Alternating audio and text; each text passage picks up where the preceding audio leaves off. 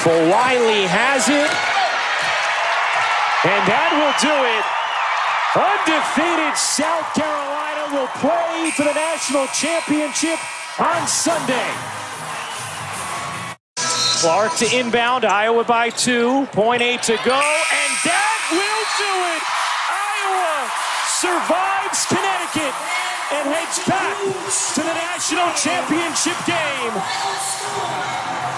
What a night for college basketball last night, the women's Final Four.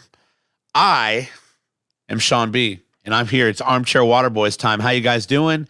I'm here with my friend, the best hair maybe in the podcast game at all. The complete best hair in the podcast game. My friend and colleague, Dustin Parks. Dustin, how you doing today, buddy? Doing well, brother. Yeah. It's a beautiful sunny day down here. Beautiful and sunny down there. It's actually sunny here. It's still not very warm, but it is sunny here. What do you think your temp is up there? I will tell you exactly what Steve Jobs and Apple tell me. It's 54 degrees here. So I've got about 6 or 7 degrees on you, just over 60. Okay, so I have to wear a hoodie. You don't. I absolutely look like a dirt ball. Like, it looks like a regular hoodie, but if you look closely, like I wore this to work. I got other people's ranch dressing and shit on it. I've got just all kinds of stuff. It's not good. It's not good. I feel like a dirt ball. I tried to get a haircut today, but wifey had a lot going on this morning, and then the afternoon was kind of blurry because, honestly, naps are awesome. And hung out with dogs and nap today. Yeah. Naps are awesome, man. So I personally feel and look like a dirt ball. I'm pretty sure I'll fix it before I go to work. I don't know. Maybe I won't. Maybe I'll just stay this way the whole time. It's Eclipse week. It's Eclipse weekend, man. Shit's off the rails. Now it's all a little crazy. The eclipse for you guys down there, probably not a big deal, right? Some are trying to figure out if it's going to be that big a deal, but we're still in like the 80% band. Okay. So, it'll have an effect, but it won't be nearly what it's going to be there. You're not getting totality. Yeah. That stops somewhere in like parts of Tennessee to Kentucky on the western end, not even like further. Right. It mostly goes north, right? Like up toward Maine. Yeah, it kind of comes across Texas all the way, like just kind of picture that like line going through towards good old Columbus. I learned something today that really bothers me that I'm not going to be there for. Jim Cantori from the Weather Channel. Of course, the Weather Channel's doing all their live coverage of the eclipse. Jim Cantori is going to be in Indianapolis. He's basically my weather hero. There's an old video of me outside my apartment years ago. It's maybe from 2014, and I'm like doing a Jim Cantori impersonation of a thunderstorm going on behind me. It was pretty intense. Like when it comes to the weather, you just don't get better than Jim Cantori, man. The fact that gem of a human might have once been a local weatherman, and now he's just that guy. He's the guy that recorded Thunder Snow. Thunder Snow. It was a big deal. Yeah, it was really cool. Sure. But despite all that, it is an awesome weekend ahead of us here in Columbus, where Dustin is not and I am. We are getting totality, full coverage. Gonna go dark. May not recover from it. May not come back from it. Who knows? Nobody knows what's going to happen. Listen, they announced on the news, I think yesterday, the day before, that Governor Holcomb declared a state of emergency for the state of Indiana. And the reason he did it is because he had, you've got to get these first responders on high alert because the influx of people coming to Indiana, it's going to make things more difficult and congested. So you've got to kind of be in preparedness mode like you would be in a state of emergency. I don't think he's saying, oh my God, this is going to be a big fucking emergency. But that's how a lot of people took it. Like there are people out there, Dustin, that think Christ is coming. Oh yeah. Because we are getting total coverage from an eclipse. So coming down here, I have like the little cigarette lighter Bluetooth thing for the car. Yeah. And it's set to a certain, one that's normally out of band. But as I come through Kentucky, I get some some particular channels come through on that channel. Some Christian And I radio. tell you what, as I was coming down this last time, he was talking about the second coming, with the totality, and I'm sitting here going, man. Have you seen like where they make a map of all the paths of the 3 eclipses? Yes. And it's like some devil symbol or some shit. Right. I don't all the way understand that. I don't get it. I don't either. But yeah, that was super funny. When I was on the way down, it started to come through and it's like blasting at me, and it's like preaching on a Sunday. Oh yeah. On my way back down. Oh yeah. I was like, dang. Yeah, this will be our last time meeting because the apocalypse is coming, and we're in deep shit.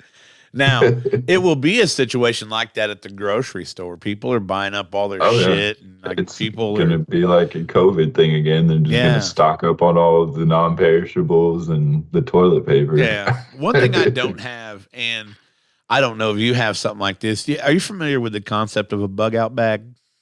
Uh-huh.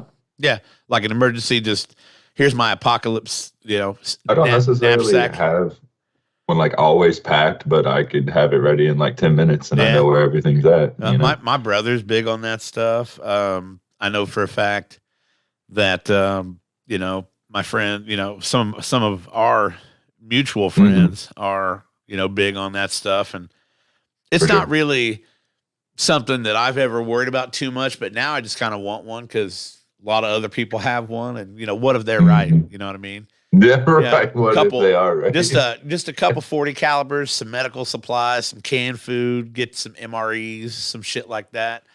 I don't know, man. I don't know. People always go to this kind of mindset when something bad happens. During COVID, holy shit.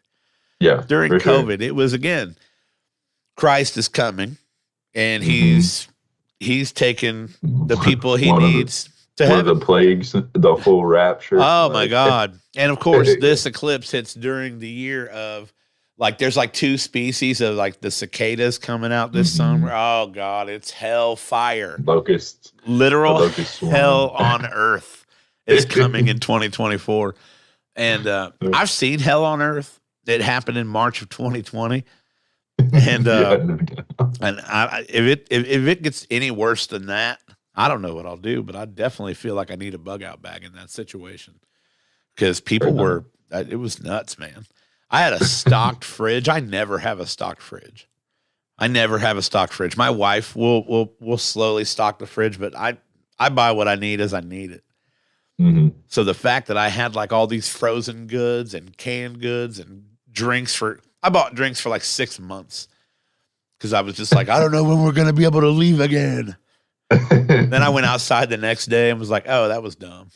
Man, I was still going to work every day, so it didn't really change much for me. Me too, kind of. I know during COVID, we're doing the podcasts every week, and I have said this many times. COVID was fun. And I know a lot of people lost relatives during COVID. Yeah. It was a terrible time for a lot of people. For me personally, my own perspective, I had a blast during COVID. No. I mean, I had a fucking There was ball. there was no traffic on your commute. Oh my God, it was so nice. People left me alone. They finally would just leave my food if I had delivery on the doorstep and not actually want to talk to me for some reason. The casinos closed for a few months. So I didn't spend any money. I mean, I didn't spend any money at all. So when the casinos finally did open, I think it was June of 2020, I drove to Mississippi with just a wad. It was like, I haven't gambled in 3 months. We're going to see what's going on. I actually went to Tunica. It's a little closer. Yeah, they didn't give a shit in the South about COVID. I just played a lot of video games and talked to friends. Well, that's the thing. Like, we had, thank God this didn't happen in the 80s. Yeah, no shit. Who are you going to communicate with? There were no Zoom calls. We didn't have video games to play online and chat with people. The connection would have just been lost. Of course, the massive amounts of information coming our way wouldn't have come our way either. So I don't think there'd have been as much fear.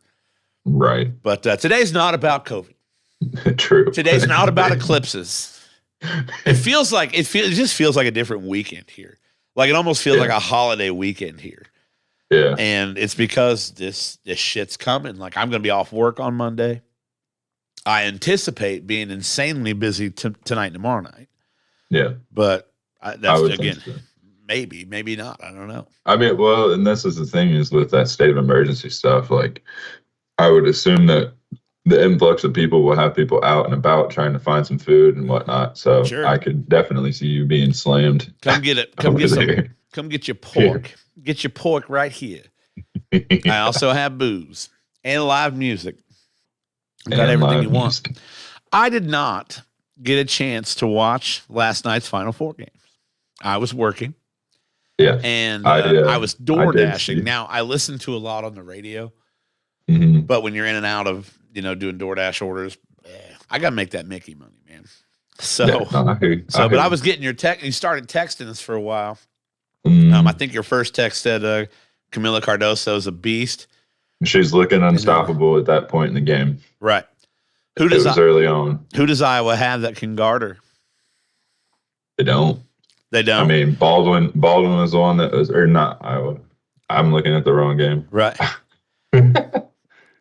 Yeah. You're talking about NC State. I see what you're talking about. Yeah, for the championship now. Yeah. I mean, Stolke is like the only one, really, or O'Grady. Yeah. But I think Stolke's your starter, typically.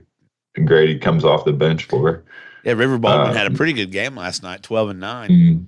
I mean, she had a good game, but I mean, Cardoso is just she's a true legit. center in the female game. Like, oh, for sure. Yeah.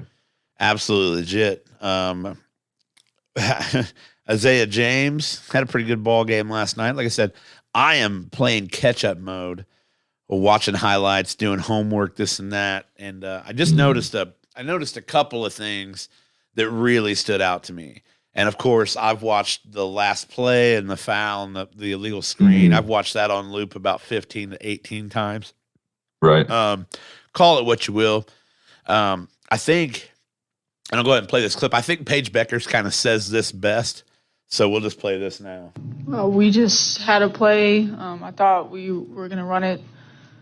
I thought we executed it well. We were going to get a shot off. The whistle blew. I didn't see it. It was in the rear of me. I was just trying to come off the screen. Everybody can make a big deal of that one single play, but not one single play wins a basketball game or loses a basketball game. I feel like there was a lot of mistakes that I made that could have prevented that play from even being that big or causing the game. So yeah, you can look at one play and say, oh, that was like, that killed us or that hurt us, but we should have done a better job. I should have done a better job of making sure we didn't leave the game up to chance like that and leave the game up to one bad call going our way and that deciding it. So yeah, maybe that was a tough call for us, but I feel like I could have done a better job of preventing that from even happening. So yeah, I've said that a bunch about those type of situations where it's like, oh man, that blown call at the end of the game really got us. And I feel like what got Connecticut, and you alluded to this earlier, was the 6-point deficit in the third quarter. Yep. Yeah, I mean, that was kind of Iowa's, chance to capitalize. The third quarter in both games was telling. I mean, in the other, I think I don't know that you can compare like 29 to 6. Yeah, I don't know if you can compare the third quarters of both games. Very, very different situations. But you're right. Like the third quarters were kind of the deciding quarters. I mean, you take away the third quarter in the South Carolina NC State game, and that's a game. It's NC State's in the lead. Yeah. If you take away the third quarter, you've got NC State with a 4-point lead. So that's just, those telling differences, in a game that was decided by 19 points. Mm-hmm. That one quarter made such a big difference in the South Carolina NC State game. Potential matchups you like for NC State, for South Carolina and Iowa. First of all, we talked about how Connecticut had chosen Mika Mule. Dude, she stepped up huge. And I also said this to you while watching. Coach, he was like, man, she's doing a great job. She's doing what I need her to do, but we've got to start making some shots or Caitlin's going to come back. And it's not just Caitlin, but Caitlin was cold. She was being held at bay, but you knew she was going to make something later on. So Yeah. shout out Nika Mule. She killed that yesterday. Yeah. She did a really good job. Caitlin's always going to make her presence felt. Oh, yeah, absolutely. And but, as far as that goes, that South Carolina's going to lean on Cardoso. But as far as who's going to guard Caitlin, if that's really like the X factor that we want to talk about, I'm going to have to say it's going to be either Hall or Johnson, if I had to guess. Yeah. Bree Hall. Mm-hmm. That's my first guess as far as who's going to defend Caitlin. Right. And they're going to lean on Johnson for some scoring. Sure. Now, yeah. I'm looking at this, when we talk about this Iowa-UConn game, because at the end of the day, South Carolina was always clearly the better team against NC State, although NC State held. I agree. Their own, especially halftime. They had to be thrilled. Absolutely. That was a They had battle. to be thrilled. It was a game. Yeah, they had to be thrilled to be only down a point at halftime. Mm-hmm. They were pumped, and then they came out like not good. But I look at Connecticut in a game now. Connecticut kind of controlled the pace of the game, and you can tell that because Iowa didn't get into the 80s. But how difficult must it have been? I mean, you're playing 6 deep. They played 6 deep last night. Yeah. So you've got every starter with 34 minutes plus. I mean, Ice Brady came off the bench, but she only played 14 minutes. Yep. So you're 6 deep in a Final Four game against the number 1 seed, one of the best teams in the country, one of the best players in the country. That's got to just absolutely exhaust you. Yeah. Well, and I mean, that's to say that even you look at Iowa, though, the other players that came off the bench for them had a combined 7 minutes on the floor. Right. It was almost all Iowa starters the whole time, too. So I'm looking against USC, they played 7 deep. Against Duke. Let's see here. Against Duke, they played 6 deep again with Brady coming off the bench. So, yeah, not a deep club. A lot of talent there. Year. They had some injuries again. Sure. I'm pretty sure. But I think Paige Beckers is obviously the star of that show. Aaliyah Edwards played well last night, 17 points, 8 boards. But again, you almost have to say, Caitlin, again, you look across her stats, you're looking for the points, but she had 21 points, 7 dimes, 9 boards. And she ended like the first, I want to say, quarter was only 2 points. It might have even gone to half with only 2 points. She was like 1 for 5 from 3 at one point. I know you showed us. You sent us a screenshot of some early stats. But again, last night, driving, delivering the food. Let me see if I can find that because I had the timestamp in it too. Yeah, I got to take McDonald's to the people that need the McDonald's, man. So this was with like 4 minutes left in the second quarter. UConn's up 10 at this point. Yeah. And what I was highlighting, what I circled for you, was field goal percentage for UConn was 42.3 to Iowa's 34.8. Yeah. 3-point field goals, 45.5 for UConn, 18.2 for Iowa. Yeah. Like nobody was making anything. So that's tough. That's really tough. But hey. And that's just the first half. Well, most of the way through the first half. And obviously we know how it ended. So. Obviously got to figure it out. Iowa only 28% from behind the arc last night. 7 of 25, not typical of that team. Right. Not typical at all of that team. Of course, Connecticut was only 8 of 25 from behind the arc. But Connecticut won the field goal percentage battle. Connecticut won the free throw. Of course, Connecticut only went to the line 4 times. That's also a little bit of a telling thing there. And that all happened there in that fourth quarter, too. Especially during a close game. That's a big thing to look at. How you only get to the line 4 times. Right. And that's something that Coach Gino was talking about as well. Was, that illegal screen. There's a soundbite of him, which I know you don't have it right now, but go check it out post game. He was like, man, they called like 4 on us, and I don't think they had any. And he more or less had a comment, call it air quotes. I don't know if it's exact, but it said basically we had all of them. They didn't have any call like that in the entire game. This is crazy. This is crazy. And I'm going to point this out because I just looked through this and it blew my mind. Connecticut won every single team statistic category except for personal fouls. Yep. 9 called against Iowa, twice that. 18 called against Connecticut. Turnovers. Yep. Iowa 16, Connecticut 14. Steals. Connecticut 15, Iowa 7. 1 block apiece. 21 Connecticut assists to 12 Iowa assists. Yep. Iowa did out rebound Connecticut. I completely skipped over that. That one I skipped over. Not by much though. Just 37-29, yeah. Not an overwhelming amount. Board. Yeah. It's the second chances off the offensive glass, really, is where that one was differentiated. For sure. But yeah, that big difference there. I mean, to me, that's the difference in the game, is how often Iowa was able to get to the free throw line and Connecticut was not able to get to the free throw line. But so, like Paige Becker said in the soundbite we played, it's not about the last play of the game. Sometimes it's unfortunate how it works out. But the last play of the game, that you can't in sports at all let that decide what you're doing. Once the game clock starts to the game clock ends, every decision, every play made makes a difference. But yeah, so real good stuff last night from the women's Final Four. I had a small debate yesterday, and I want to talk about this before we move on to the men's bracket. I had a small debate yesterday. Some things out I don't know how much I love them. So you've obviously heard Ice Cube offered Caitlin Clark $5 million to play in the Big Three.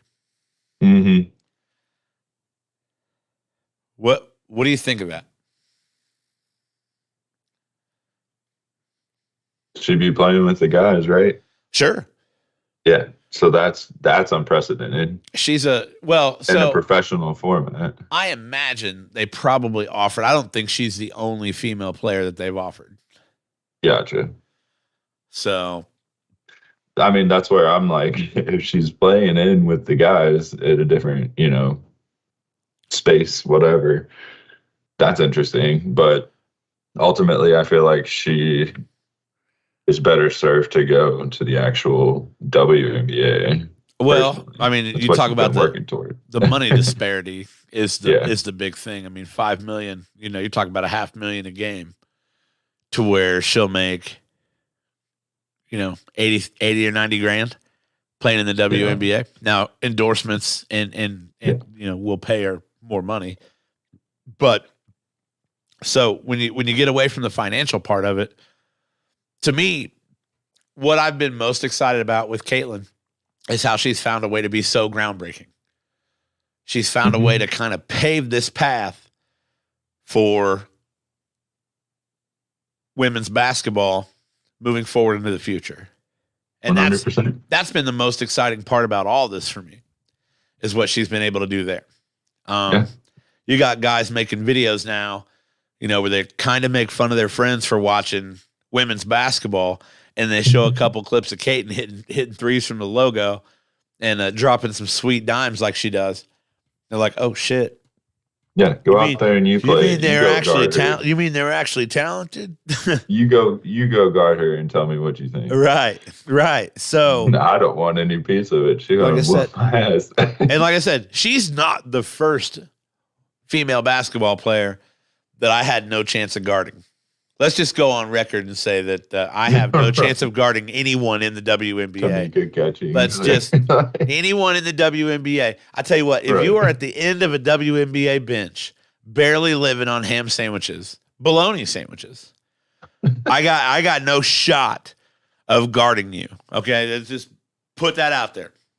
So, but the path paved for women's basketball that is being paved right now. I mean, the shit's just being trailblazed right now.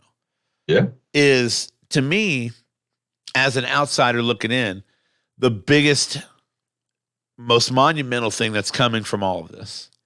And Caitlin Clark is at the forefront of that. Now, I don't obviously know her at all, know her personal situation. She may be the type that's like, hey, a female basketball player is finally going to get paid. I'm going to do that. And I'm not mad. Right. What I don't know is if she does decide to take Cube's deal and go play in the Big Three, can she still play in the WNBA? And I think that's what they're working on, is for her, Is to for her to allow her have a to way do to do both. Now, if you're a WNBA contract holder for Caitlin, or, somebody like Cambridge, who has big interest in Caitlin being a member of the Fever, Mm-hmm. I don't know that you would. I don't know that you would be totally okay with that. No, but I again, wouldn't. you risk. There's so much out here on the line. There's so much out here that's going to come together, obviously before this summer. I don't know. I don't know what to make of it. I don't know. I don't either. If there's a 4-point line in the Big Three, and that's those logo shots that Caitlin drills from time and time again. There's a 4-point line. She starts practicing with that 4-point line. I have no doubt she's going to range it. She'll find it. What I don't know is this a move from the Big Three to try to gain popularity? Because you know what I've never seen ever? A Big Three game. I've watched a few. Like when it first started, I watched a few, but I would consider myself a person that watches a lot of sports. Yeah. I've never seen a Big Three game. I couldn't tell you who's playing. I know it's 3-on-3. I know it's half court. I know they have a 4-point line. Yeah. I know Ice Cube's in charge of it all. It's a lot of retired NBA players, guys correct? That like were G League or aren't G League anymore, or older retired guys. Yeah. But it literally is just, it looks to me, even though it is at least semi-pro, looks like just rec league pickup game of basketball to me. And there could be a gimmick there that's cool. I think throwing a 4-point line in is gimmicky. I think a professional 3-on-3 half-court league is gimmicky. Yeah. But if there's a market for it, great, do you. Yeah. I just feel like there's a part of me that's a little, I would love to see, and again, I don't know what's best for Caitlin Clark. I don't. You know what I mean? And I'm not in any position to speak on what's best for Caitlin Clark. I just know that I go back to what I'm most excited about is the path that she is blazing wide open for women's basketball to come to the forefront. And for these people that have worked so hard to finally start getting the recognition they deserve, the money they deserve. Absolutely. So, you're selling out NBA arenas now. Yeah. You're selling out NBA arenas. That's already happened. It's massive for the Fever next season. Right. Yeah. Their first game is sold out. Yeah. So season tickets are sold out. Yeah. It's big, and I guess I just don't like disturbances in the force, man. You know what I mean? And it's very personal. Like, it's all like what I was excited about, what I expected. I don't expect anybody to, because I don't know anybody's situation personally. Right. I just know that. It's a big decision. It's a huge life decision. Now, to me, if I had to guess, right, I obviously don't know her either. I feel like she's going to want to go into that professional realm and continue to shatter records, right, and go get championships. Like, she strikes me as that player. And at the end of the day, it's not about the money. The money's cool. Right. It's nice, life-changing in either sense, whichever way she chooses. But I still think she's the one that's on that path. Her mind is set to go win championships and set records and shatter records, even, and blaze that path for women's basketball. Just make it, and that's what I'm hoping. To me, Caitlin's a winner. Like, if I had to guess by watching and knowing what little I know about her, she's a winner. Yeah. So wherever she can go win is what we're going to do. Wherever she can go win and make a massive impact and win, that's what's going to happen.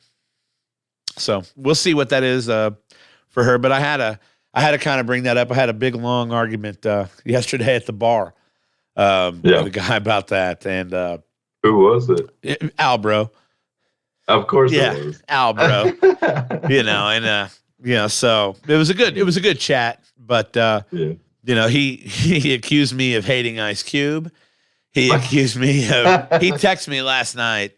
That sounds like what did his sounds like old bro. What did his text to me last night say? It was really funny. Where is he? Oh man. I mean, you talk about being a winner. Oh no, he didn't text me. He called me. He goes, "Is this the performance?" He doesn't like to leave a paper trail. That's why he called you. He said, "Is this the performance you were thinking when you're talking about blazing trails for women's basketball?" And again, I was door dashing last night, so I wasn't going to get an opportunity to watch the games live. I listened what little I could, but I could only assume, where he was going with that. Right. Just So we'll see how that plays out. Again, the WNBA draft. I want to make sure. I want to make sure I've got this where date I was right. Going with this. Yeah, the WNBA draft is April 15th, so it's coming up. It's coming up soon. Sure. April 15th. Yeah, and you talk about wanting to be a winner. You look at the roster she's supposedly projected for. Oh, yeah. There are going to be some winners if they get her onto that team, I think. The Fever are coming, dude. Yep. Coming. Aaliyah Boston's already ready to win. Aaliyah Boston, Grace Berger. Yep. Chelsea Mitchell. Yeah. Yes, sir. But I think either way, we'll see how that plays out. We don't have to wait that long to see how that plays out. If she's declared for the draft, whether she signs with the Fever or not, like they're going to draft her. Right. There's no way they fumble that. No, I hope not. That'd be so wild. That'd be so fucking wild. That would be one of the biggest fumbles in WNBA history. Oh my God. It's Portland not taking Jordan. Instead, they took Sam Bowie. Even when Bob Knight, there's a story about the Trailblazers in the draft with Jordan where they took Sam Bowie, where Bob Knight, they asked Bob Knight, we need a center. How do I draft Jordan? We need a center. Bob Knight said, you make Michael Jordan play center. You don't not draft Michael Jordan. They took Sam Bowie. Of course, we know how that worked out. Yeah. I look at it. I don't like to compare people to Jordan, but man, this has the potential to be so monumental for women's sports, for the Indiana Fever. I hear you, man. Yeah. So, dude, we got two really good basketball games today. Yes, we do. We got two really good basketball games today. One of them is at 6:09 p.m. out there at State Farm Stadium in Arizona. Imagine being in Arizona and having to go to a Final Four game at 3 p.m. Yeah, right. That's why the West Coast sucks. Other than being beautiful and sunny and having coasts and fun shit, you have to watch basketball at 3 in the afternoon. I watched a football game. It started at 6:30 in the morning out there. Did you? It was the 9 o'clock game. It was the Germany game. Yeah. And I kicked off at 6 a.m. Yeah. Great times. But NC State, the 11th seed, call it a Cinderella if you want. I don't call this team a Cinderella. The Purdue Boilermakers obviously have been one of the best teams in college basketball all year. A lot of people don't give NC State a chance in this game. I believe Purdue is still a 9.5-point favorite. That is true. Zach Edey and it's moved to 9. Mine's still showing 9.5 on ESPN. Right. Yeah. So the line moved a little bit in the way of North Carolina State. It's not indicative of what they think will happen, just indicative of where the money's at. Vegas is trying to get paid. That was another soundbite that I kind of heard on SportsCenter this morning. Was their coach? He goes, we get into the round of 16. We're like the 16th ranked person, like 16th ranked team at that point. Yeah. Get to the Elite Eight. We're the bottom ranked at that situation. We get here. We're the bottom ranked. He goes, well, it's working out, so we'll stay here. Right. Just stay on the bottom. Stay on the bottom. Keep down. How effective is DJ Burns going to be tonight against Zach Edey? It's gonna have to wait and see, kind of thing. I mean, they've got an offensive. Rough. That's an offensive tackle playing basketball. Yeah. I mean, that's going to be the best test I think that Edie's had this whole time.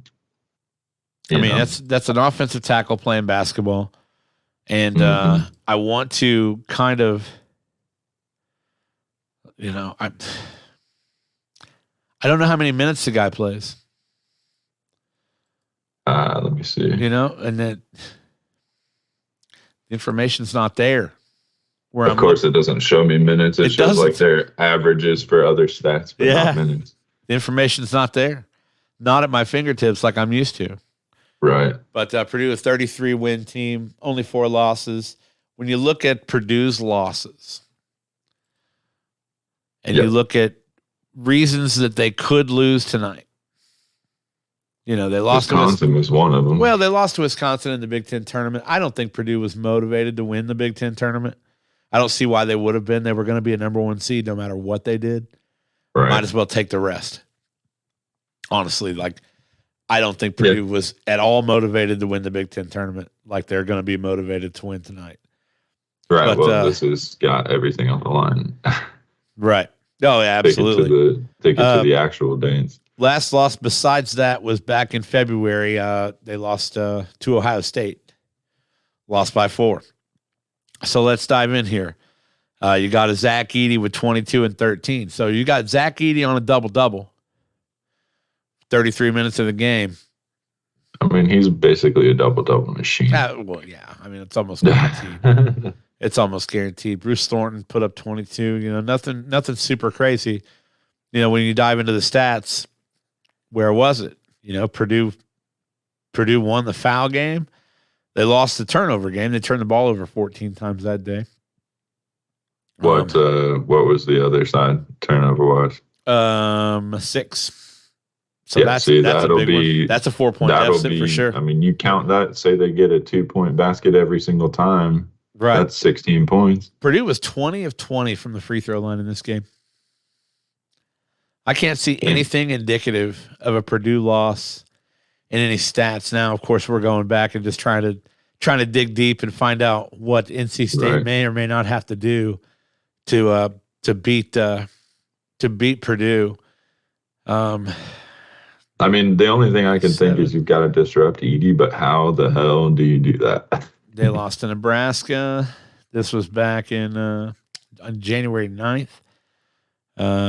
This was a rough one. Edey only had 15 and 7. They really didn't have anybody stood out.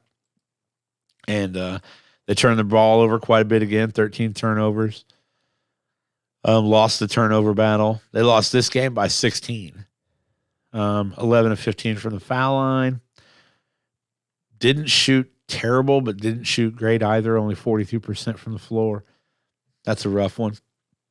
So it honestly looks like, to me, like you're going to have to just try to maintain and focus on the things that Purdue does very well. So you get DJ Burns. Just, you tell that guy, it's the biggest fucking game of your life. And it is. Like, he doesn't have to be told that. Right. But this is the biggest game of your fucking life, dude. Yeah. Like, and the biggest single matchup of your life. I mean, we're talking about a spot in the championship game on the line here. And again, DJ Burns does not have to be told that. Mm-hmm. But, it looks like, to me, if you defensively kind of stifle Purdue a little bit, get in their face a lot, up close and personal, really just do that work. You've got to slow down Zach Edey. He's been a monster this entire tournament. You have to slow him down. You got to find a way to disrupt him. But if you kind of, I don't know. I don't know how NC State's going to do it. I mean, outside of, let's just get a look at here. Outside, we got the other DJ. Mohamed Diarra as well is a 6'10", 215-pound junior. Yeah. He's another one that's going to have to be involved with Edey, I think. 3.7 boards, yeah. Yeah. I mean, for this he's the big guy. So yeah, he's the true big. He's their center. Averaging 8 rebounds a game, 1 block. It's kind of just been assumed that DJ Burns would match up with Zach Edey? Might it be Diarra? That's what I'm saying is I think that Diarra is going to be like the main, right? Yeah. But when he needs help, I believe you, and you say that it'll be DJ Burns coming over to help. That's all yet to be seen. DJ Home gonna really have to play solid D in the backcourt. Purdue's got a tough backcourt. That's the big thing is Purdue with a dominant big man and a really solid backcourt. They're tough to beat. Mm-hmm. They're tough to beat. And again, we said before the tournament started, Matt Painter's legacy is on the line. I think that kind of goes away. Like he made the Final Four. Like he took him to the Final Four first time since 1980. I think he did a good job in this tournament of kind of protecting that legacy of his. I think people expect to win championships. I think you got a window here with this team that if you don't do it this year, you're going to have a tough time doing it in subsequent years. Right.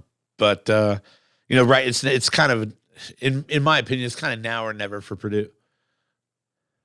Yeah. I mean, I'd agree. Yeah. It's going to be a battle, no doubt in that one. Yeah. I really think that it comes down to your X factor again, and it's going to be Edey. Can they slow him down? We'll see. It's been tough to do throughout the entire tournament. It's been tough to do throughout the entire tournament. Let's go back. He's a 20-point, 10 rebound consistent. Absolutely. Like double when I said that. Like that's always what you can almost expect out of him. 40 and 16 against Tennessee. Can't let him do that. No, that's game over. Can't let him do right that. There. If he does that 40-point game, you're screwed. Yeah, 27 and 14 against Gonzaga. Really can't let him do that. Although you kind of got a feeling he's going to. Mm-hmm. Utah State, 23 and 14. I think if you're NC State, you're looking to keep him under 20 points and keep him out of the double-double range if you can. But 30 and 21. 30 and 21 against Grambling State. That's brutal because of that 20 can rebound. You knew, and I hate to say this, you knew Grambling State wasn't going to have anybody for him. No, like you knew that. Not. You don't get players that can compete with Zach Edey at that level of basketball. And if you do, you're a lot higher than a 16 seed because you've played really well. Because if you got a Zach Edey on that Grambling State team, you're a lot higher than a 16 seed. Right. You've got a guy. I'm not sure it's where they would have fallen in the bracket, but what if you had a Kareem Abdul-Jabbar? Kareem Abdul-Jabbar. Speaking of that guy, Robbie Avila. Does he transfer? I don't know. Does he transfer? Indiana State's coach taking the job at St. Louis. Does he transfer then? I don't know. I like to see him look. The portal. Give me Kareem Abdul-Jabbar in cream and crimson in 2024-25. That'd be kind of cool. Yeah. For sure. Yeah. That's one of the best college basketball players in the country that not a lot of people know about until now. Of course, now you watch the NIT at all. He's just tough. Brutal loss. Brutal loss. They blew a lead. They fucked up. They blew a lead. They fucked up. They called a really bad play at the end of that game. Yes, they did. But it doesn't all come down to one play. It doesn't all come down to one play, but what it does come down to, when you have a 7-point lead late in the game. In the last quarter. You got close. You got close. You got close. Last quarter, last half. Sorry. Yeah. You got to close. You've been watching too much women's basketball. I know. You're talking in quarters now. And the Pacers. Quarters? Did you see Tyrese Halliburton and Pat McAfee enter Morgan Wallen's concert with him? Yes, I did. That's pretty baller. That's pretty baller. I'm not a fan of Morgan Wallen's music, but I can't sit here and pretend like the guy's not cool as fuck. Tyrese got him a personalized jersey and signed one of his. Yep. I thought that was sick. Yep. McAfee and Halliburton walking out to the stage with Morgan Wallen. That was a neat little moment.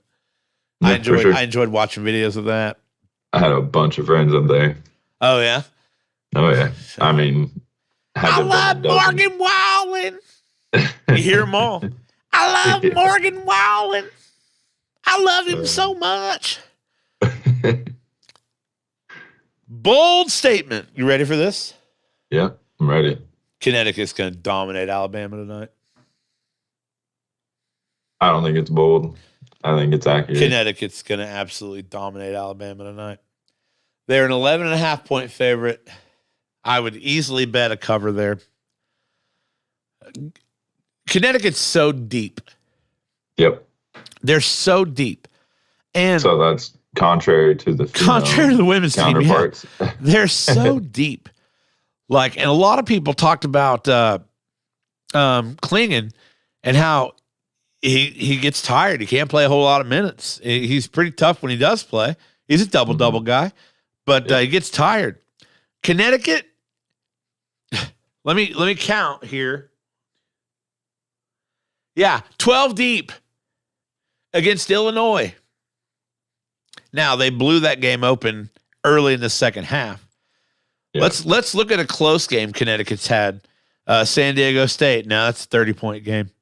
Northwestern, 17-point game. Closest one so far, closest one of the tournament. Yeah, so this is where I'm curious. Let's look at the last time Connecticut had a single-digit game was against St. John's in the Big East tournament. How deep were they, you ask? They were 9 deep in that game. They're a deep team. They got guys that can ball. So this was something I was curious about because I just had you kind of remind me of something that Schroeder said in one of the casts last week. Yeah. Was Edie will wear Klingon out. Yeah, assuming that's what our final game is. Now I was just looking, and I looked individually at them. Klingon is averaging 22 minutes a game. Right. Edie over 30. Yeah. Oh, for sure. That's not inaccurate. Schroeder made a good point there. Yeah, very. I mean, that's what I'm saying is I just was curious because you reminded me of it, and I just looked because I already had that stuff kind of pulled up. But outside of Klingon, this team is so deep. They're just, I don't know. We'll see, man. It's tough. They have dominated literally everyone in this tournament. None of their games have been fun to watch. The Illinois game, the first half of the Illinois game was fun to watch. I mean, the last 5. And in the second half, they went on a 30-0 run. What kind of shit is that? Yeah, so who goes on a 30-0 run? 25. It's college basketball. 30 points. Yeah. Another 20-ish points.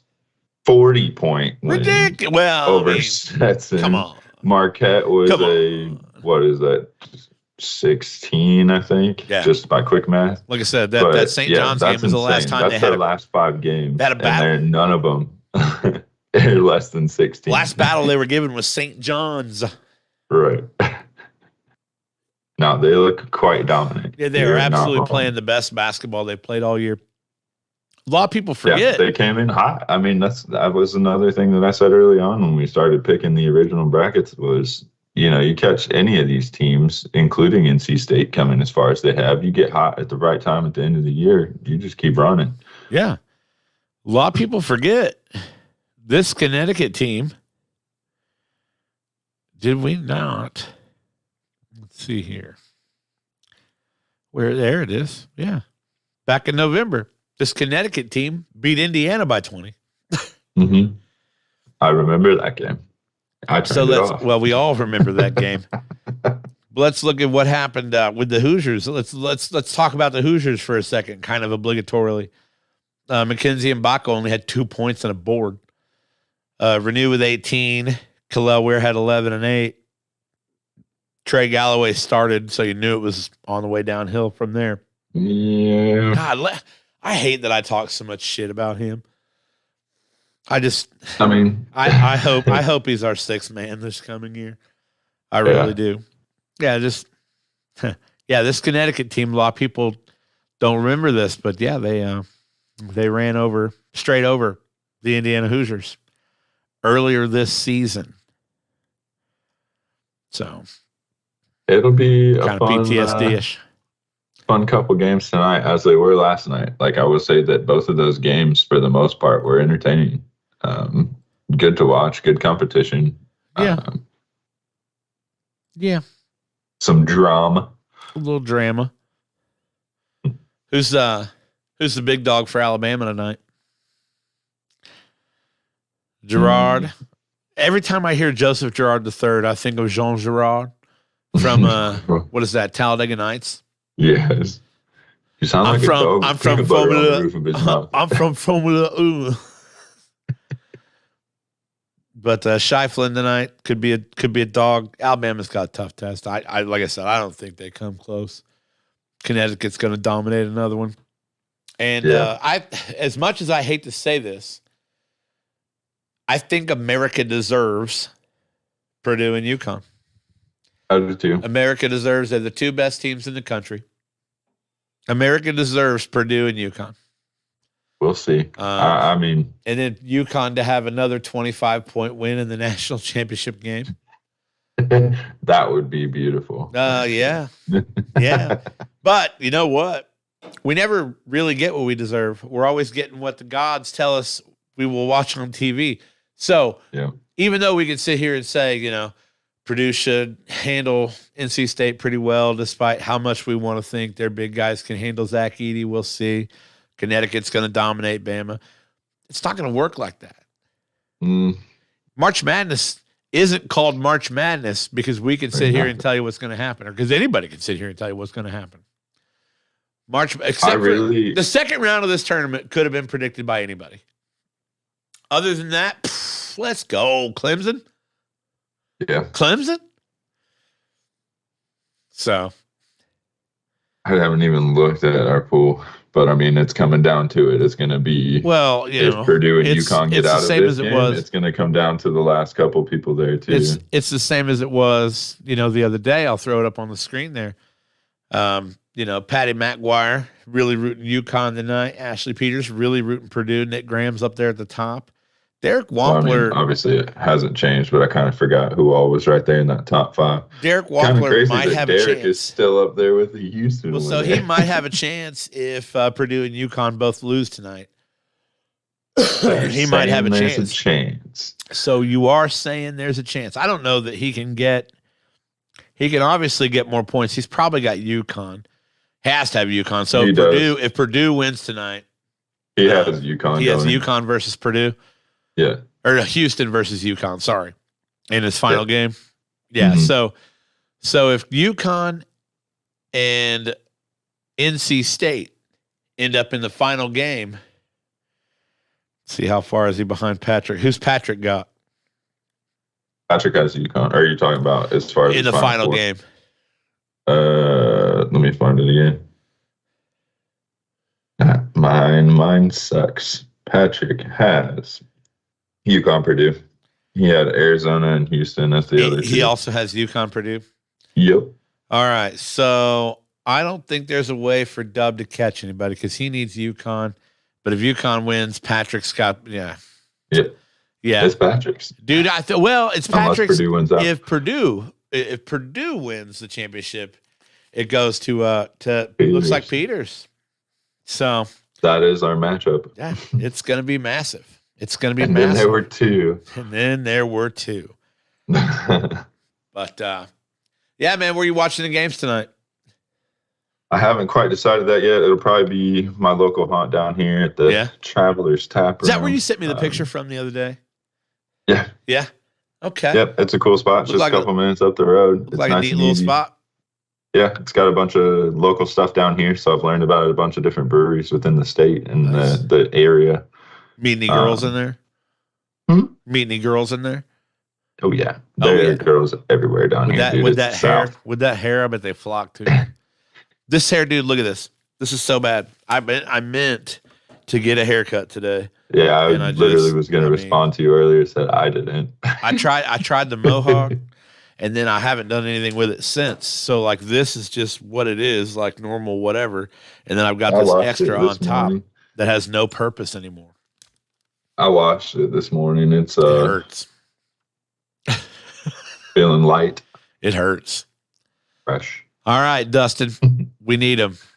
We need picks. Who's winning tonight? I'm kind of with you. I'm kind of with the America vote. I mean, you might throw a wrench in there, but it's going to be Purdue UConn. Purdue UConn. Does Iowa, because the next time we talk, both of these championships will be decided. True. The next time we come back on this podcast, both of these championships will be decided. So does Iowa have enough firepower and enough defensive prowess to slow down South Carolina? It will be the biggest test of Caitlin's career in college. I honestly believe that, and I don't mean that it all falls on Caitlin. No, because I she think is the star. I think for South Carolina, it becomes about Camila Cardoso. It does, and it becomes for Iowa then about what they're going to do. Can Stolke? She only had 3 boards last night. So it comes down to what Nika did against Caitlin last night. Sure. For Schulke against Cardoso. You've got to limit her and keep her disrupted for as long as you can, but you've got to have other people making shots here. It's not going to work because that's what you literally saw happen with UConn, Iowa. I'm going to see if I think it comes down to a similar situation of, okay, we've got to match up and have a primary on each of these, but you've got to be able to help when they need help because there's no way anyone's going one-on-one with either of those talents on either side, So this is a CBS mock draft for the WNBA draft. Mm-hmm. Now obviously everybody in the world has Caitlin Clark going number 1. Come on home to Indiana, but you've got Cameron Brink from Stanford going to the Sparks, Rakea Jackson from Tennessee going to the Chicago Sky, and then Camila Cardoso is down there at 4, also going to the Sparks. Interesting. So that's 2 of the top 4 picks, one of which being Camila Cardoso. So looking down here for other. See, we got Angel Reese is down at 7. I was just about to ask you where she was at. Down at 7. She has declared now, right? After their loss. Yeah. So let's see here. Yeah, and that's Fever only with 1 first-round pick this year. And it is the first overall. So it's going to be exciting, man. I can't wait to talk about it. Got another pretty big draft that we're going to talk a whole lot about this month. And that's the National Football League draft. I'm excited. I've already got my my couple dynasty leagues are open for off-season waivers and trades. So now we might, and I'm gonna try to set this up. There's a chance that we might do a live stream alongside the NFL draft. Okay, a draft super special. I dig it. I'm gonna try to make a party out of it. Get a few people, and obviously me, you, and Reg, who's working today. Always fucking working. Love you, Reg. He's so mad. He's so mad because 4th Street's never open in the daytime on Saturday. And today they are because of fucking Eclipse Week. Brunch today, I saw. Yeah, because of Eclipse Week, 4th Street is open today, and Reg had to open. He's so pissed off. Those hangover tots actually look really good. I saw somebody post a picture of them. They better not fuck around with the brunch game though, man. Because Ziggs, we'll attack. I'm sure. All right, so what do you think, Duddy? Women's national champion. I need a pick. I have to say South Carolina, but it would be awesome to see Iowa win it. I knew it. I'm going with 2-2, baby. Caitlin Clark for the win. Let's go. That's my new favorite women's basketball player. Actually, I never had a favorite women's player before. Right. First ever. But I'm ready for this shit and for this shit. You know what I mean? I'm ready. So Iowa Hawkeyes, let's go. They have a shot, but I have to lean if I'm actually trying to predict. I think it's going to South Carolina right now. All right. Fine. If that's what you say. South Carolina is a 6-point favorite. Yeah. And I think I can comfortably take Iowa +6. But I'm saying Iowa to win the game. Iowa to win the game. Caitlin Clark cements her amazing college career with a national championship. Here we go. We'll see. Naismith Player of the Year, national champion, number 1 overall pick. Fuck the big 3. That's just me. Okay? Everybody else can dig what they want. I agree. And the Fever are about to win titles. Now, a lot of my predictions, I'm no Nostradamus. I'm Nostradamus to steal Tyler Mee's words. But he just got some chickens. Yeah, he told me he was getting chickens. I'm like, I got a Snapchat of the fucking chickens. farmer lives in the middle of town. He were strapped in the Jeep. He gave me a lesson on how many chickens he could have living in the middle of town. Get the hell out of here. I don't even know you anymore. All right, Duddy. Purdue, UConn, national champion. Give me one. It's probably going to be Purdue. Really? But I want UConn to win. I'm going UConn. We're just divided on champions, man. That's okay, man. One of us has to win. Listen, one of us has to win, so the other one can fucking hear about it for the next year. That's how that goes. Yep. I'm getting the hell out of here, man. I got to go to work. I hear you. I had a stupid job and everything. I don't have any of that today. I mean, actually, fingers crossed they don't call me. But right. All right, man. I'm gonna try to get outside because it's a beautiful day. Yeah, it's absolutely gorgeous. So you good? You good for Tuesday? I should be. Tuesday we'll be talking all that shit. Sounds good, brother. All right, man. Have a good one, Duddy. Later. Armchair Waterboys out.